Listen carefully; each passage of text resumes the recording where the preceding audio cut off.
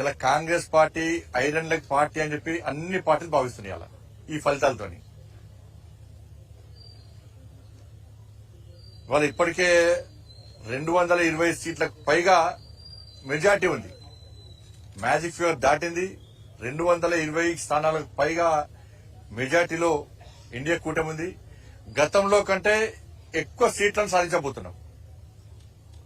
దానిలో ముఖ్యంగా భారతీయ జనతా పార్టీ పోయినసారి 105 స్థానాలు గెలిచింది. ఈసారి 125 స్థానాలు పైగా గెలవబోతున్నమాట. కాంగ్రెస్ పార్టీ 120 స్థానాల్లో పోటీ చేసింది. 20 స్థానాలు గెలిచే పరిస్థితి కూడా లేదు కాంగ్రెస్ పార్టీ మహారాష్ట్రలో.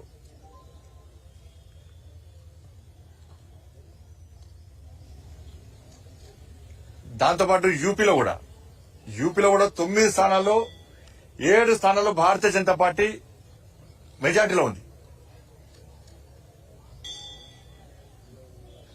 కాబట్టి మహారాష్ట్రలో కాంగ్రెస్ పార్టీ కూటమి ఐఎన్డీ కూటమి ఎన్ని అబద్ద ప్రచారాలు చేసినప్పుడు కూడా ఇవాళ ప్రజలు వాటిని నమ్మలేదు. నరేంద్ర మోడీ గారి నాయకత్వం మీరు నరేంద్ర మోడీ గారి యొక్క అభివృద్ది మంత్రమాల పనిచేసింది. వారి విశ్వాసాన్ని నమ్మకం ప్రజలు రెండవసారి ఇవాళ ఎన్డీఏ కూటమికి అధికారాన్ని అప్పయ్యారు. ఒకసారి ప్రభుత్వంలోకి వచ్చాక నెక్స్ట్ టైం మెజార్టీ తగ్గుతుంది.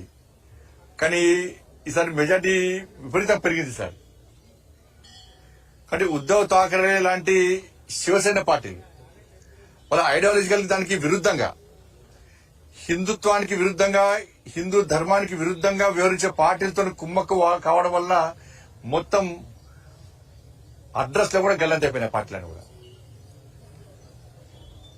కాబట్టి మహారాష్ట్రలో హిందూ సమాజం వాళ్ళ చైతన్యాన్ని చాటింది. ఎంఐఎం పార్టీతో కాంగ్రెస్ పార్టీ కుమ్మక్కై ఓట్లను చీల్చే ప్రయత్నం చేశారు. అనేక రకాల కుట్రలు చేశారు. కానీ అక్కడ ధర్మం గెలిచింది. ప్రజలు చీలిపోద్దని చెప్పి బటెంగేతో కటెంగే అని చెప్పి ఒక సందేశం అది ప్రజలకు వెళ్ళింది. ప్రజలు వాళ్ళ ఐక్యతను ప్రదర్శించారు.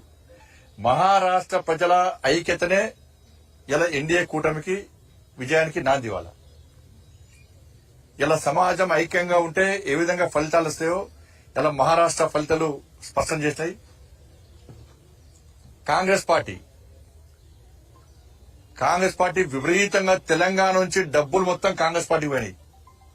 మహారాష్ట్రలో ఖర్చు పెట్టిన డబ్బంతా ఇటు తెలంగాణ నుంచి అటు కర్ణాటక నుంచి సంచులు పోయినాయి.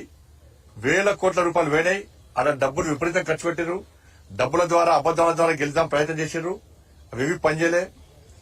మహారాష్ట్రలో కాంగ్రెస్ ఓటమికి కారణం కాంగ్రెస్ తెలంగాణ కర్ణాటక రాష్ట్రాల ప్రభుత్వాల యొక్క వైఫల్యాలే. అట ఆ కూటమికి వైఫల్యానికి ఓడిపోవడానికి కారణం. ఎందుకంటే హిమాచల్ ఎన్నికల పేరు చెప్పి కర్ణాటకలో గెలిచారు. కర్ణాటక ఎన్నికల ఫలితాలు చూపెట్టి తెలంగాణలో గెలిచారు. ఈ 3 రాష్ట్రాల ఫలితాలను పెట్టించి 3 ముఖ్యమంత్రులు తీసుకుపోయారు. ఇక నన్ను చూడు అందరూ చూడు మొత్తం మహారాష్ట్ర మొత్తం తెలంగాణ రాష్ట్ర ముఖ్యమంత్రి రేవంత్ రెడ్డి గారు అయితే ఒక 10 సార్లు వేయండి కావచ్చు. ఆయన వేయిన సీట్లు మొత్తం ఓడిపోయినాయి. కర్ణాటక ముఖ్యమంత్రి వేయండు, తెలంగాణ ముఖ్యమంత్రి వేయండు, హిమాచల్ ముఖ్యమంత్రి వేయండు. వీళ్ళతో విపరీతంగా ప్రచారం చేశారు. మేము ఇన్ని హామీలు ఇచ్చినాం, ఈ గ్యారెంటీ ఇచ్చినాం, 10 గ్యారెంటీలు అక్కడ పాంచన్యాయం అని చెప్పి కర్ణాటకలా, 6 గ్యారెంటీలు అని చెప్పి తెలంగాణలో మేము అమలు చేస్తామంటే ప్రజలు ఇక్కడ ఏ విధంగా ధోకా చేసింది కాంగ్రెస్ పార్టీ, ఏ విధంగా నమ్మక ద్రోహం చేసింది 3 రాష్ట్రాల్లో, ఏ విధంగా ప్రజలను వంచింది, ఎన్నికల ముందు హామీలు ఇచ్చే విధంగా మోసం చేసింది, తిరిగి మహారాష్ట్రలో ఏ విధంగా తప్పుడు ప్రచారం చేస్తుందో ప్రజలు విశ్వసించరు, ఆ నమ్మిరు, వాళ్ళ అన్ని వాస్తవ విషయాలు గ్రహించారు. కాబట్టి కాంగ్రెస్ పార్టీ ఓటమికి కారణం తెలంగాణలో కాంగ్రెస్ ప్రభుత్వం, కర్ణాటకలో కాంగ్రెస్ ప్రభుత్వం, హిమాచల్లో కాంగ్రెస్ ప్రభుత్వం యొక్క వైఫల్యాలు, ఇచ్చిన హామీలు నెరవేర్చకుండా ఉల్టా తప్పుడు ప్రచారం చేయడం వల్లనే ఇలా మహారాష్ట్రలో కాంగ్రెస్ కూటమి ఓటమి చెందింది.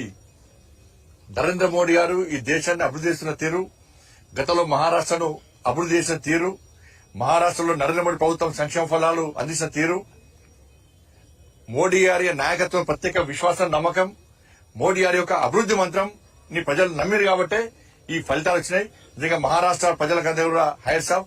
తెలంగాణ రాష్ట్రం నుంచి కూడా అనేక మంది నాయకులు కార్యకర్తలు చాలా మంది ఇవాళ మహారాష్ట్రలో ప్రచారం వేరు.